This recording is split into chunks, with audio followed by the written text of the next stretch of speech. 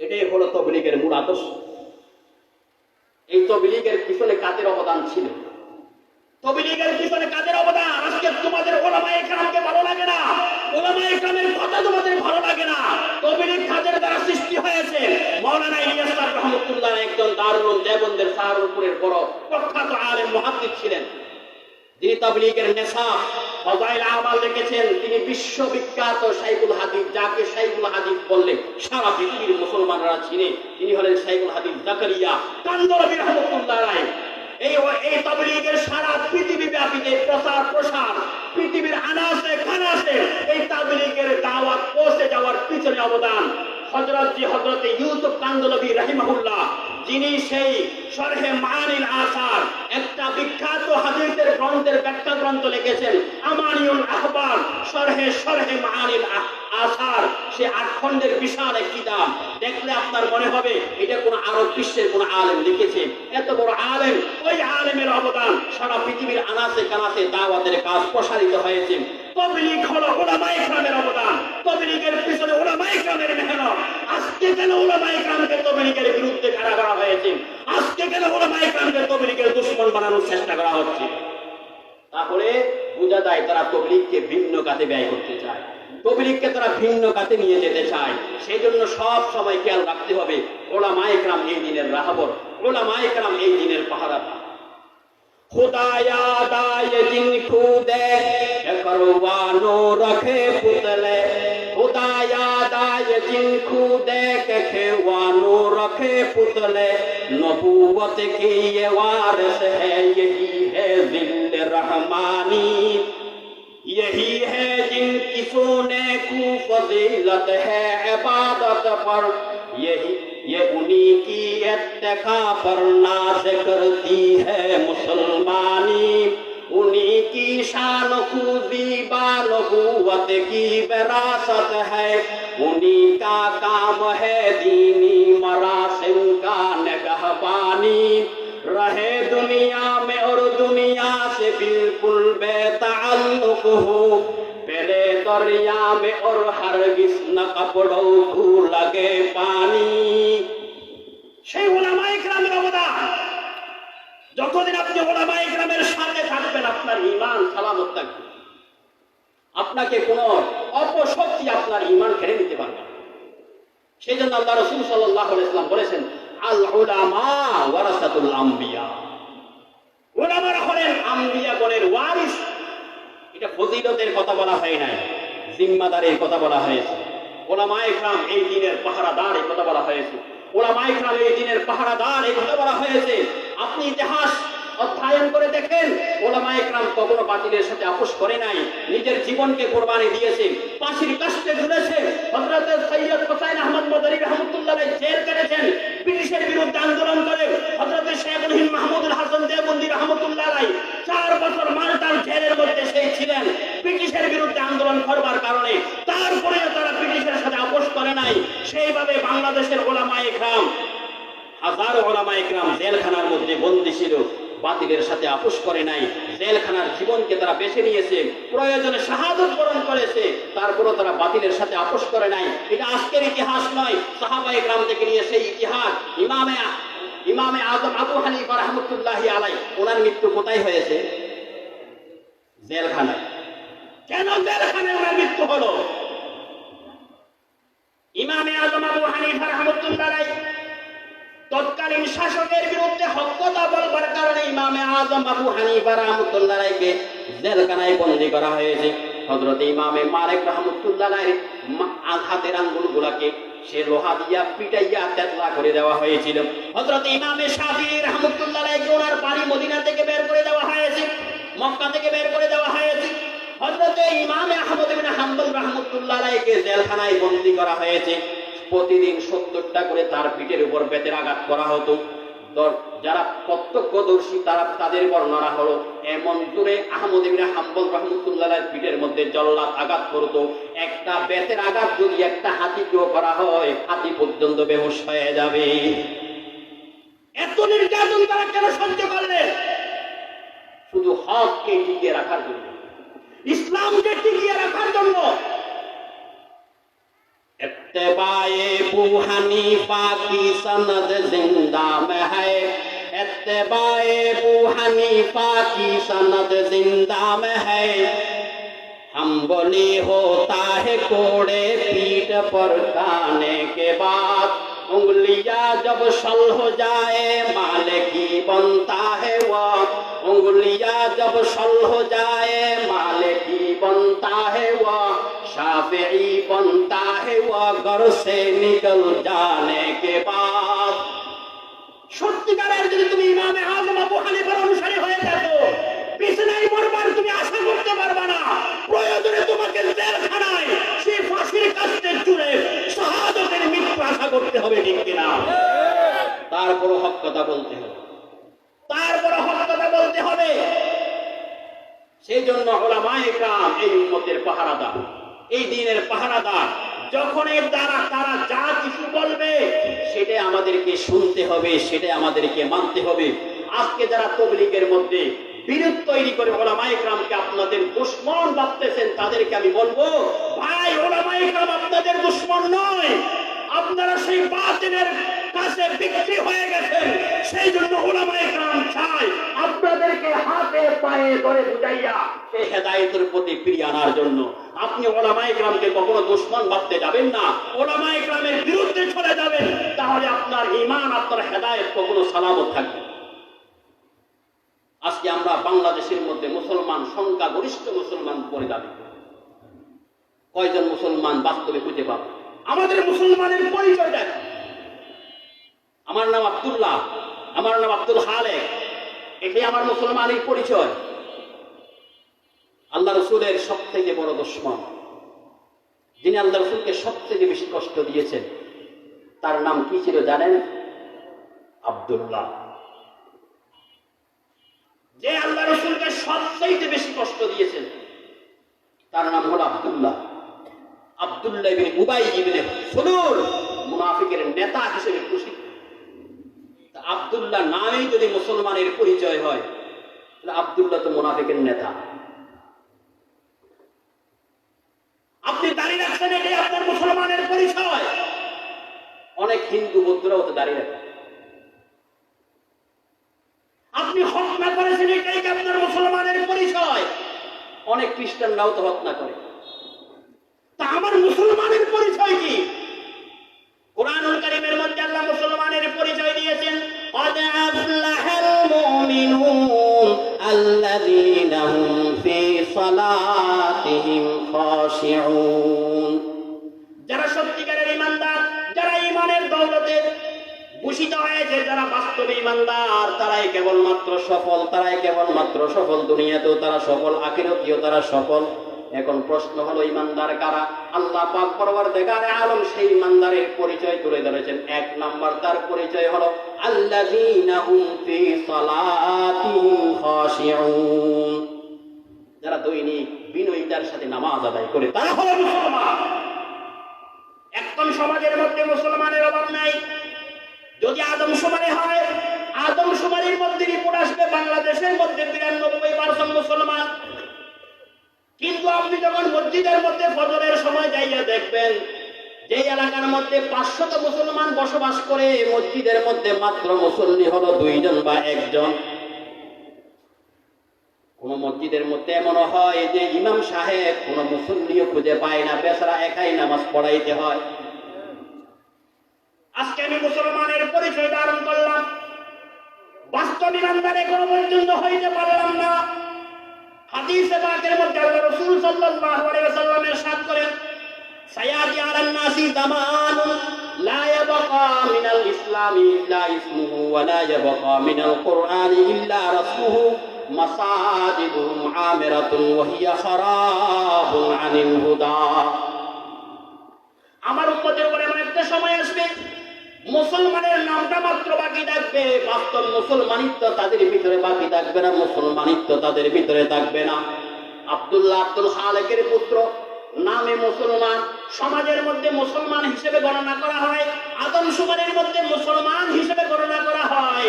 বাস্তবে সেই ঈমানদার নয়, বাস্তবে সেই মুসলমান নয়। ইয়ে তো সৈয়দ বিহু মির্জা বিহু আফ গান বিহু ইয়ে তু সৈয়দ বিহু মির্জা বিহু আফগান বিহু তুম সবই কুছ হো বাতাও তুম মুসলমান বিহু। সত্যিকারের মুসলমান হতে পারলাম কি? নামে মুসলমান, আব্দুল হারেকের সন্তান আব্দুল্লাহ মুসলমান, নামাজের সাথে আমার কোনো সম্পর্ক নাই, মসজিদের সাথে আমার কোনো সম্পর্ক নাই। আল্লাহ রাসূল সাল্লাল্লাহু আলাইহি ওয়াসাল্লাম বলেন, মুনাফিক চিনবা কেমনে? মুনাফিক চিনবা কেমনে? মুনাফিক মানে মুসলমান নয়, সে সমাজের মধ্যে মুসলমানের লেবাস ধারণ করে কিন্তু বাস্তবে সে ইমানদার না।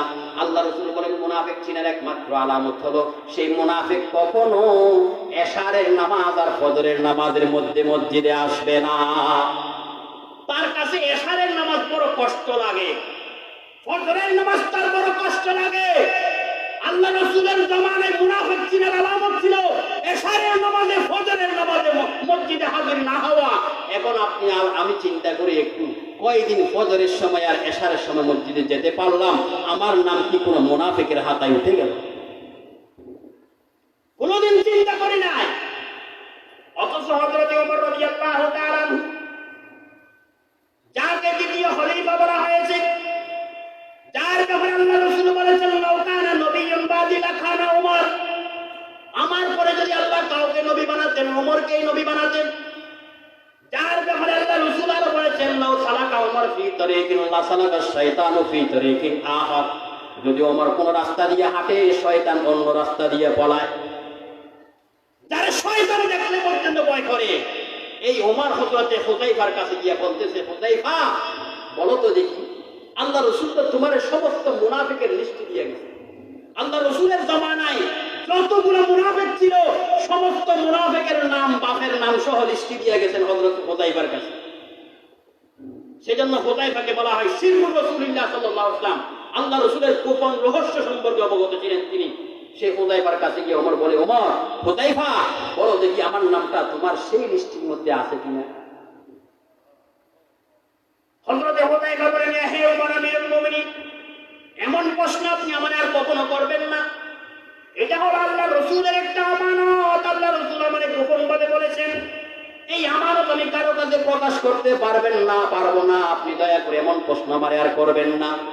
সেই জন্য সাহাবায়ে কেরাম দেখতেন, হযরতে হুযাইফা যদি কোনো সাহাবীর মৃত্যুর মধ্যে জানাজায় উপস্থিত হতো, তাহলে মানুষ মনে করতেন বাস্তবে সেই ঈমানদার। আর হুযাইফা যদি কারো জানাজার মধ্যে উপস্থিত না হতো, তখন মনে করা হতো তার নাম মুনাফিকের লিস্টিতে আছে।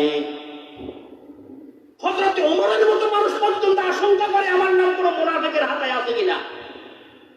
আর আমি একেবারে নির্ভয়ে দিন কাটাইতেছি।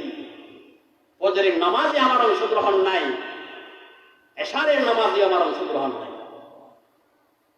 লা ইয়াবকা মিনাল ইসলাম ইল্লা ইসমুহু, শুধু নাম থাকবে, মুসলমানের নাম থাকবে, মুসলমানিত্ব থাকবে না।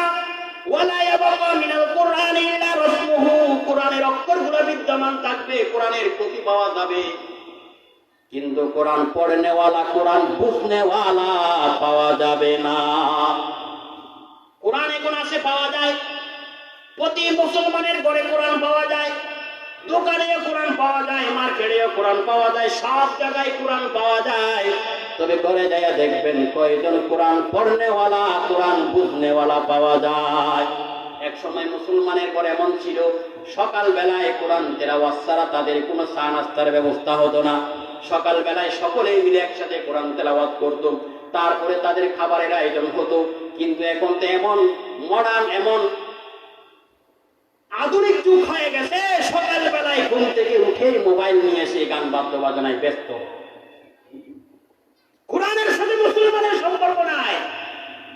আল্লাহ রাসূল সাল্লাল্লাহু আলাইহি ওয়াসাল্লাম, সাহাবায়ে কেরামের জীবন কেমন ছিল? আল্লাহ রাসূল একদিন হযরতে আবু বকর সিদ্দিক রাদিয়াল্লাহু তাআলা আনহুর রাতে ওনার বাড়ির পাশ দিয়ে হেঁটে গেলেন তাহাজ্জুদের সময়। দেখেন আবু বকর তাহাজ্জুদের সময় কি করে একটু দেখি। হযরত আবু বকরের বাড়ির পাশ দিয়ে যখন যায়, তখন ঘরের থেকে আওয়াজ আসে, হালকা হালকা আওয়াজ, কোরআন তেলাওয়াত হচ্ছে। আর নামাজের মধ্যে দাঁড়িয়ে আবু বকর কোরআন তেলাওয়াত করতেছেন। ওখান থেকে ওমরের বাড়িতে চলে গেলেন, যাইয়া দেখে ওমর বড় আওয়াজে কোরআন তেলাওয়াত করে তাহাজ্জুদের নামাজের মধ্যে। আল্লাহ রাসূলের মনটা খুশি হয়, হায় রে, আমি যে ওমর আর আবু বকর তৈরি করেছি, তারা সেই কোরআনের তেলাওয়াতে শেষ রাত্রে নামাজের মধ্যে কাটিয়ে দিয়েছে। সকালবেলায় ফজরের নামাজের পর আবু বকরকে ডাকলেন, আবু বকর, আজকে আমি শেষ রাত্রে তোমার বাড়ির সামনে দিয়ে গিয়েছিলাম, তোমার কোরআনের আওয়াজ আমি শুনেছি, তুমি নামাজের মধ্যে কোরআন তেলাওয়াত করতেছিলে, আমার মনটা বড় খুশি হয়ে গেছে, তোমার জন্য দোয়া করেছি। ওমরকে ডেকে বলে, ওমর, তোমার বাড়ির সামনে দিয়ে আমি গিয়েছিলাম, তোমার বাড়ির থেকে আমি কোরআনের আওয়াজ পেয়েছি, আমার মনটা বড় খুশি হয়ে গেছে, দোয়া করেছি। কিন্তু আবু বকর, ওমর, তোমাদের কোরআন তেলাওয়াতের কোয়ালিটি একটা আরেকটার সাথে ভিন্ন ছিল। আবু বকর, তোমারে দেখলাম তুমি আস্তে আওয়াজে কোরআন তেলাওয়াত করতেছিলা, তোমার আওয়াজটা একেবারে নিচু ছিল। ওমরকে জিজ্ঞাসা করলেন, ওমর, তোমার কোরআনের আওয়াজটা একটু বড় ছিল, বড় আওয়াজে তুমি কোরআন তেলাওয়াত করতেছিলা। আবু বকর, তুমি বলো কেন আস্তে আওয়াজে তুমি কোরআন তেলাওয়াত করো? আর ওমরকে জিজ্ঞেস করলেন, ওমর, তুমি বলো কেন বড় আওয়াজে তুমি কোরআন তেলাওয়াত করো? হযরতে আবু বকর সিদ্দিক রাদিয়াল্লাহু তাআলা জবাব দিলেন, ইয়া রাসূলুল্লাহ, আমি কেন আস্তে আওয়াজে কোরআন তেলাওয়াত করি জানেন? ইন্নী আসমাতু মান নাজাইতু, আমি তো ওই সত্তার জন্য কোরআন তেলাওয়াত করেছি, ওই সত্তাকে রাজি করবার জন্য কোরআন তেলাওয়াত করেছি, ওই মালিককে রাজি করবার জন্য আমি কোরআন তেলাওয়াত করেছি, যার সামনে বড় আওয়াজে বললে যেমন শুনে, আস্তে আওয়াজে বললেও তেমন শুনে। দুনিয়ার কোন মানুষকে শোনাবার জন্য, জানাবার জন্য আমি কোরআন তেলাওয়াত করি নাই, আমি কেবলমাত্র আল্লাহকে রাজি করবার জন্য কোরআন তেলাওয়াত করেছি, সেজন্য আমি আস্তে আওয়াজে কোরআন তেলাওয়াত করেছি। সুবহানাল্লাহ। ওমরকে জিজ্ঞাসা করলেন, ওমর, তুমি বড় আওয়াজে পড়লা কেন? হযরতে ওমর রাদিয়াল্লাহু তাআলা আনহু বলেন, আমি বড় আওয়াজে পড়েছি এই জন্য, ইন্নী উকিযুল ওয়াসানানা ওয়া উতিদুশ শায়তানা, আমি বড় আওয়াজে কোরআন তেলাওয়াত করলাম দুটি কারণে। এক নাম্বার হলো, আমার কোরআন তেলাওয়াতের আওয়াজ শুনিয়ে যেমন আমার ঘরের অন্যান্য সদস্যরা জাগ্রত হইয়া আমার সাথে কোরআন তেলাওয়াতে লিপ্ত হয়ে যায়, এবং আমি বড় আওয়াজে কোরআন তেলাওয়াত করেছি আরেকটা কারণ, সেটা হলো কোরআনের আওয়াজ শুনিয়ে যেন আমার ঘর থেকে শয়তান বিতাড়িত হয়ে যায়। সুবহানাল্লাহ। তাহলে বোঝা যায় কোরআন তেলাওয়াত থাকলে ঘরের মধ্যে কি থাকে না? শয়তান থাকে না। যেই ঘরে কোরআন তেলাওয়াত থাকে সেই ঘরে শয়তান থাকে না। এখন আমরা নামাজ পড়তে পারি না কেন? আমাদের ঘর থেকে যখন কোরআন তেলাওয়াত বিদায় হয়ে গেছে, আমাদের ঘরগুলো শয়তানের আস্তানায় পরিণত হয়েছে। ওই শয়তানের কুমন্ত্রণার কারণে মুসলমান আজকে ফজরের সময় আর এশারের সময় ঘর থেকে বের হয়ে মসজিদে যাবার পারে। মুসলমানের ঘরে কোরআন নাই। ওই যে কোরআনটা মাথার উপর উঠাইয়া রাখছি, অনেক দিন পরে যখন বাবার সেই মৃত্যুবার্ষিকী আসে, একটু পড়ার জন্য হাতে নিয়ে উঠা। তাবিজ বানায়া যাতা হুঁ, দো দো কে পিলায়া যাতা হুঁ, ताबीज़ बनाया जाता हूँ, दो दो के पिलाया जाता हूँ। তাবিজ বানাই, দুইয়ে দুইয়ে পানি পান করি। এটার জন্য কোরআন নাজিল হয় নাই। কোরআন নাজিল হয়েছিল বুঝে পড়ার জন্য, আর কোরআনের জীবন গড়ার জন্য কোরআন নাজিল হয়েছিল। ঠিক কিনা? আজকে কোরআন আমি বুঝিও না, পড়িও না, যার কারণে আমার জীবনের কোনো পরিবর্তন হয় না।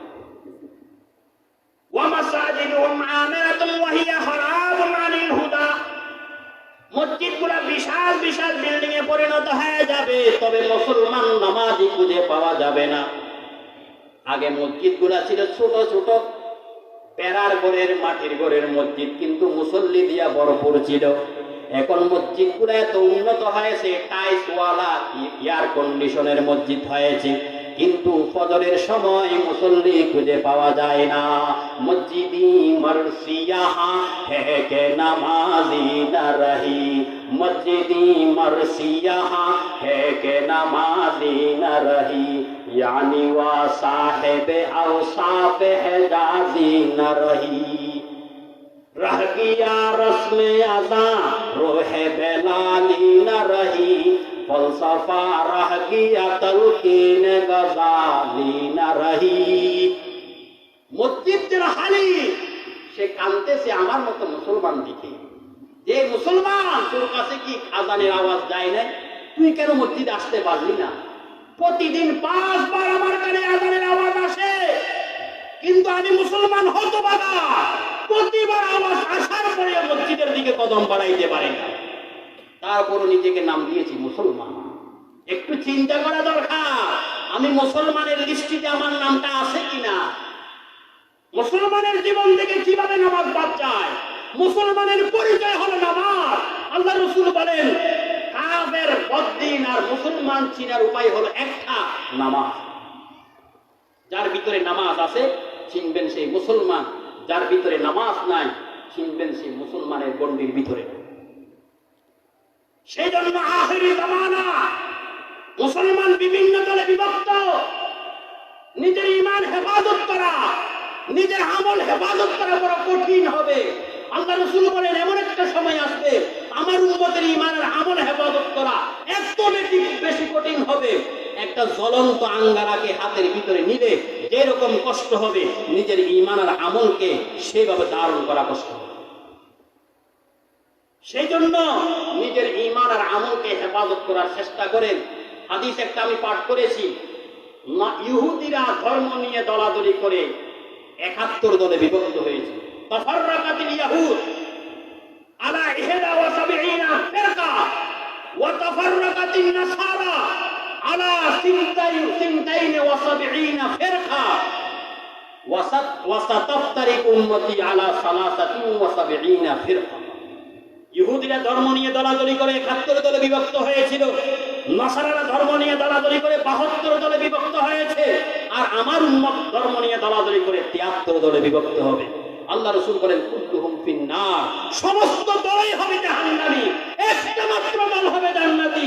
সাহাবীরা জিজ্ঞেস করলেন, হুজুর একটা মাত্র দল জান্নাতি হবে, এরা কারা?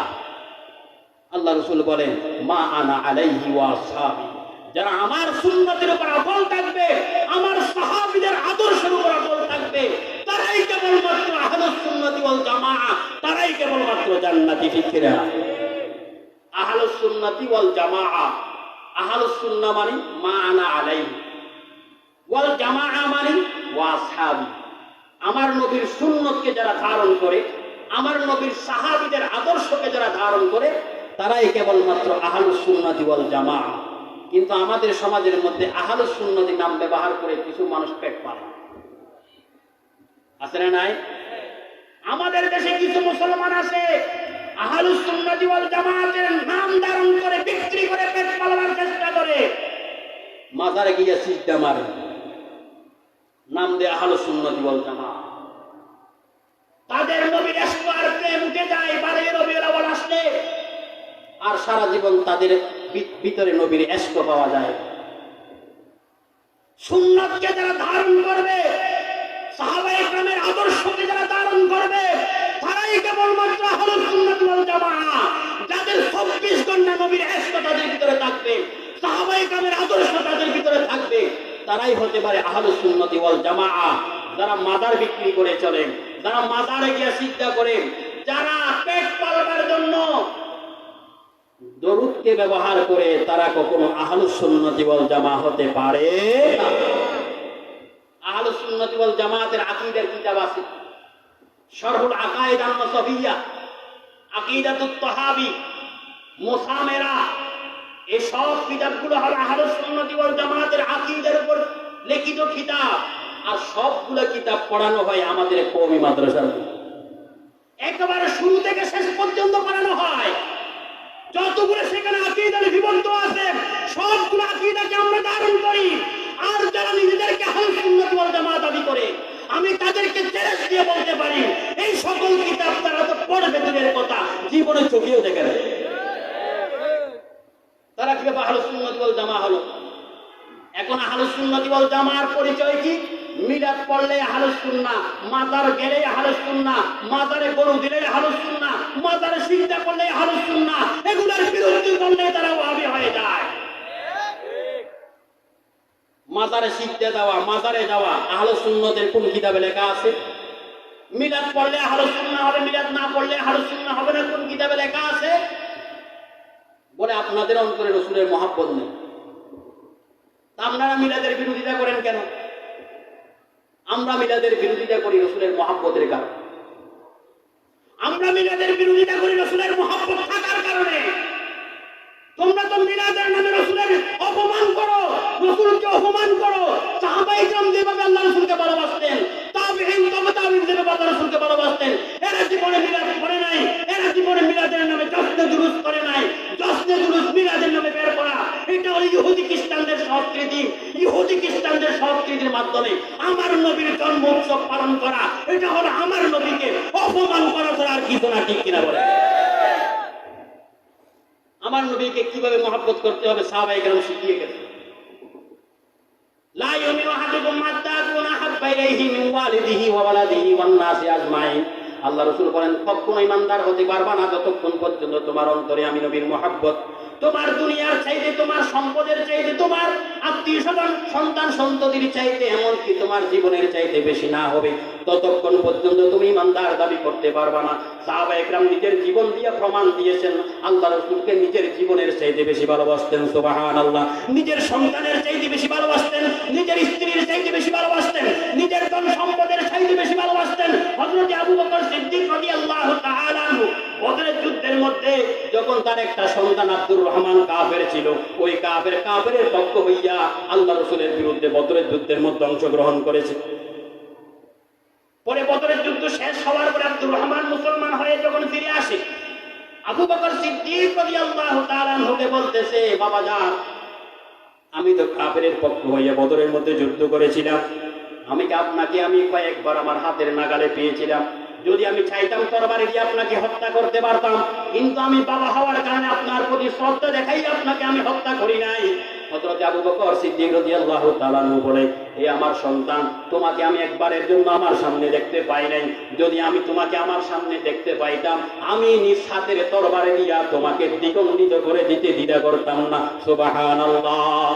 কারণ তুমি আমার নবীর বিরুদ্ধে যখন কাফেরের পক্ষ হয়ে লড়াই করবার জন্য আসলো, আমার অন্তরে তোমার মহব্বত নাই, আমার অন্তরে রাসূলুল্লাহর এত বেশি মহব্বত, রাসূলুল্লাহর মহব্বতের কারণে নিজের সন্তানকে জবাই করতে আমি আবু বকর দ্বিধা করব না। এটাই হলো আবু বকরের ভিতরে রাসূলের মহব্বত। সুবহানাল্লাহ। সাহাবায়ে কেরামের ভিতরে এমন রাসূলের মহব্বত ছিল। আরেক সাহাবী মাঠের মধ্যে কাজ করতেছে, শুনতে পেয়েছে আল্লাহ রাসূল দুনিয়া থেকে বিদায় হয়েছে। ওই সাহাবী হাতে হাতে হাত উঠেছে, আল্লাহ, আপনার হাবিব দুনিয়া থেকে বিদায় হয়েছে, আল্লাহ রাসূল দুনিয়া থেকে বিদায় হয়েছে। এতদিন পর্যন্ত দুনিয়াতে ছিল, আমার চোখ দিয়ে আমার নবীকে দেখে আমি মনে শান্তি পেতাম, আমি আমার নবীর কথা শুনে মনকে সান্ত্বনা দিতাম। সেই নবী যখন দুনিয়া থেকে বিদায় হয়েছে, আর জীবনে চোখ দিয়ে নবীকে দেখতে পাবো না, এই কান দিয়ে আর নবীর কথা শুনবো না, আমি আর এই কান আর চোখকে দেখতে চাই না, আপনি দয়া করে নষ্ট করে দেন। সুবহানাল্লাহ। কেমন নবীর আর মহব্বত থাকলে এমন দোয়া করতে পারে, সাথে সাথে তার চোখ অন্ধ হয়ে গেছে, তার কান বড়া হয়ে গেছে। মানুষের সবচাইতে দামি অঙ্গ চক্ষু, এমন চক্ষুকে অন্ধ করবার জন্য দোয়া করতে পারে, এটা কোন ধরনের মহব্বত থাকলে দোয়া করতে পারে? এরাই ছিল সাহাবায়ে কেরাম, যাদের কলিজার ভিতরে আল্লাহ রাসূলের মহব্বত এত বেশি ছিল, নিজের অঙ্গ প্রত্যঙ্গ নয়, নিজের জীবন দিতেও তারা দ্বিধা করতো না, ঠিক কিনা? এমন নবীর মহব্বত ধারণ করি আমরা। সত্যিকারের আশিক রাসূল যদি হতে হয়, সাহাবায়ে কেরাম যেমন ছিল তেমনই সত্যিকারের আশিক রাসূল হতে হবে। সাহাবায়ে কেরাম কোনোদিন মিলাদ করে নাই, কোনোদিন তারা মিলাদের নামে ভণ্ডামি করে নাই, কোনোদিন তারা মিলাদের নামে জশ্নে জুলুস করে নাই। আমরা নবীর মহব্বতে তার বিরোধিতা করি, আমরা নবীর মহব্বতে তার বিরোধিতা করি। রাসূলের সত্যিকারের আশিক সাহাবায়ে কেরাম যেমন ছিল, আমরাও করি, আমরা সেই ধরনের আশিক। এগুলা করলেই আহলে সুন্নাহ, না করলে আহলে সুন্নাহ নয়। কোথায় পেয়েছে? মাজারে যখন সিজদার বিরুদ্ধে কথা বলে হয়, তখন বলে যে আপনারা ওলি মানেন না।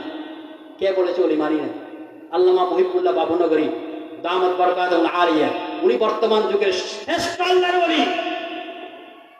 ওনার কথা আপনারা শুনছেন না? আল্লামা আহমদ শফি রহমাতুল্লাহ আল্লাহর ওলি ছিলেন, আল্লামা জুনায়েদ বাবুনগরী রহমাতুল্লাহ আল্লাহর ওলি ছিলেন, আল্লামা মুফতি আব্দুর রহমান রহমাতুল্লাহ আল্লাহর ওলি ছিলেন। তাদের কবর আমরা জিয়ারত করি, যাইয়া দেখেন হাটাদারির পাশে কবর জিয়ারত হয়, বাবুনগরের পাশে কবর জিয়ারত হয়, নানপুরের পাশে কবর জিয়ারত হয়। আমরা কবর জিয়ারতের বিরোধী নয়, তবে কবর জিয়ারতের নামে ভণ্ডামির বিরোধী। ওইখানে সিজদা করবার জন্য নয়। আপনি জিয়ারত করবেন, আপনার কবরের কথা মনে হবে, আপনি জিয়ারত করবেন, তাদের ফুয়ুজ বরকত হাসিল করতে পারবেন। কবর জিয়ারত করবা, আল্লাহ রাসূল নির্দেশ দিয়েছেন ফাজুরুহা, তোমরা কবর জিয়ারত করো। वली मानते हैं लेकिन मुश्किल कुशा मानते नहीं, हम वली मानते हैं लेकिन मुश्किल कुशा मानते नहीं, हम तो जायर उनके लेकिन हम वलद मांगते नहीं, हम तो जायर उनके लेकिन हम वलद मांगते नहीं।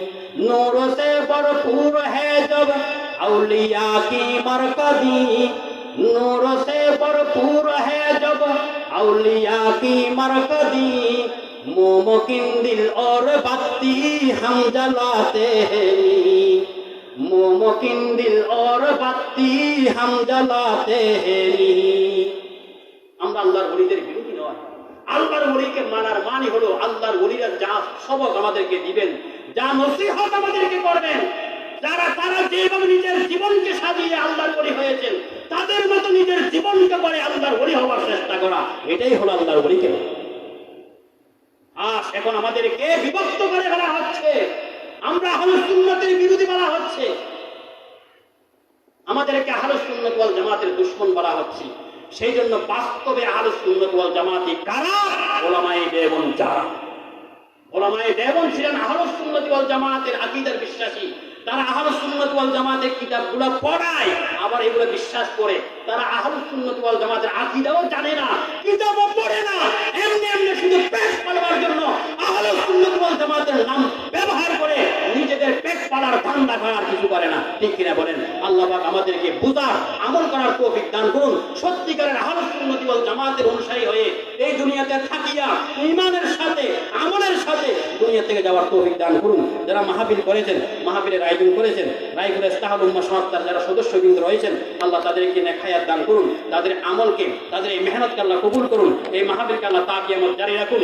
এই মাহফিলে যা কিছু আলোচনা হবে আমাদেরকে সেই মোতাবেক করেছেন, আল্লাহ তাদের সহযোগিতা কবুল করুন। ওয়া আখিরু দাওয়ানা